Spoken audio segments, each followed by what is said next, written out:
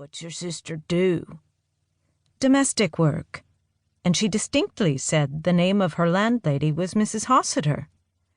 "Landlady, you say?" A spark of deeper interest perked up the fellow's voice. He spread his arms wide and pressed back the throng. "Here, boys, don't crowd the little lady. Let her move out into the light where we can see her better. My name is Shorty Reese, miss, and I'll do what I can to help you find your sister." He doffed his hat, took her elbow, and drew her to the foot of the steps where the lantern light ranged from the open door. By it she noted he was middle-aged, with dirty clothing, seamed face, and one missing tooth. "If you'll let me through, those trunks are mine. I have a picture of my sister. Maybe one of you will recognize her." They stepped back and allowed Sarah to open the buckles of one of her trunks, from which she produced a sepia daguerreotype of herself and Adelaide, taken 5 years before. She handed it to Shorty Reese. "She's 21 and has blonde hair and green eyes." He turned it toward the light, cocked his head, and studied it. "Why, this is Eve," he pronounced. "One of the upstairs girls at Miss Rose's, and she don't have no blonde hair. Her hair's as black as the end of number 14 Stope." "Eve?" "That's right. Ain't this Eve, boys?" The picture was passed around. "That's Eve, all right." "Yep, that's her." "That's Eve," the picture returned to Sarah. "You can find her up at Rose's, the north end of Main Street on the left.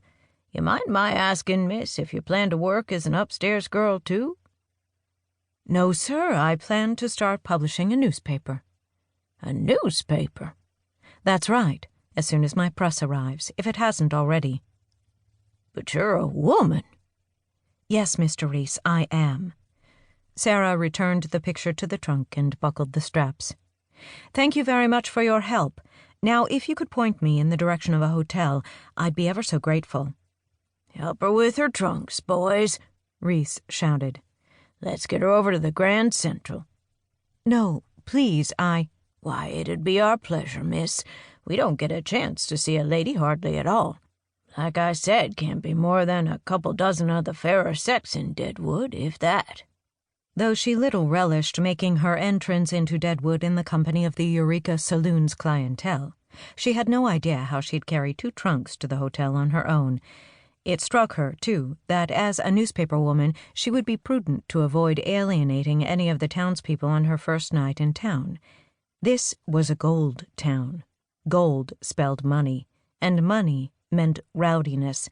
Any one of these men could be the owner of the lot she might want to buy, or the building she might want to rent, or a member of the town board, for that matter. "Thank you, Mr. Reese. I appreciate your help."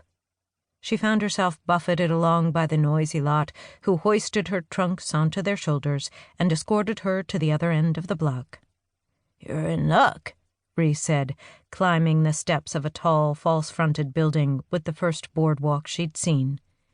"The Grand Central just opened last week." They took her right inside, across a Spartan lobby to the desk, where they formed a circle around her, grinning, while presenting her to the night clerk. "Got a customer for you, Sam. This here's Miss Merritt. Just came in on the Cheyenne stage."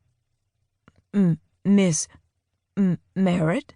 His face grew scarlet as he extended a hand which was limp and moist as cooked cabbage.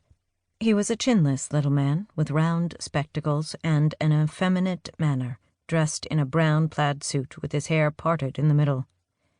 "I'm happy to make your acquaintance. This is Sam Peoples." Shorty filled in for Peoples, who was too flustered by her appearance to supply his own name. "Hello, Mr. Peoples." His blush made him look combustible, and for a moment he forgot to withdraw his hand. Self-consciously, Sarah withdrew hers, unaccustomed to creating such a stir. "She's gonna start up a newspaper."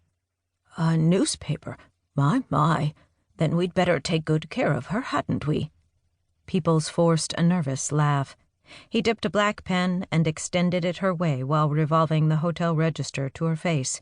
Signing, Sarah felt the entire gallery of men watching. When she finished, she gave Peoples a smile and the pen. "Welcome to..."